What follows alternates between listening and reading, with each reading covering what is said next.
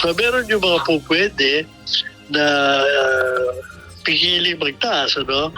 Pero as a rule, hindi ka po pwede mag-price freeze dahil mawawala ka ng produkto. Hindi na maiiwasan ang pagtaas ng mga produkto at serbisyo ng mga negosyo. Ayon kay Sergio Ortiz Luis Jr., Presidente ng Employers Confederation of the Philippines at Philippine Exporters Confederation, apektado na rin sila ng sobrang pagtaas ng langis.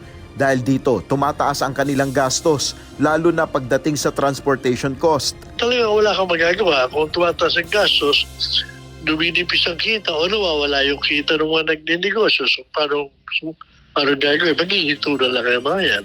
Sa pulong naman na naganap noong April 6, Lunes sa Malacanang, kasama ang ilang business leaders at mga opisyal ng 14 na petroleum companies, hiniling nila sa palasyo na ayusin o tanggalin ang mga hadlang sa pagbiyahe at pag-deliver ng mga produkto.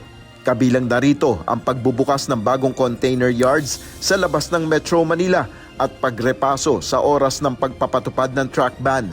Ayon kay Executive Secretary Ralph Recto, agad nang pinaaksyonan sa Bureau of Customs ang issue sa port congestion at pagbubukas pa ng container yards.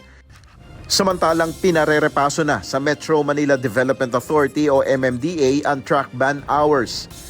Ayon pa sa Executive Secretary, dapat nang tanggalin ang anumang sinisingil sa mga truck na may dalang essential goods na dumadaan sa mga checkpoint ng mga local government unit. Samantala, hinimok ng palasyo ang mga nasa pribadong sektor na suportahan ang ginagawang pagtitipid sa enerhiya at magpatupad rin ng flexible work arrangements.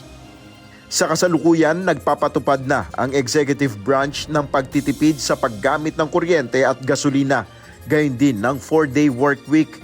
Ayon naman sa ECO President, hindi kakayanin ng lahat ng kumpanya na sumunod sa flexible work arrangement na ginagawa ngayon ng gobyerno. So ano sinasabi namin, we're willing to cooperate. Merong mga kumpanya na pwede, pero hindi lahat. No formula can fit all. Nel Maribuhok, UNTV News and Rescue. Diyos ang aming sandigan, serbisyo publiko ang aming pinahalagahan.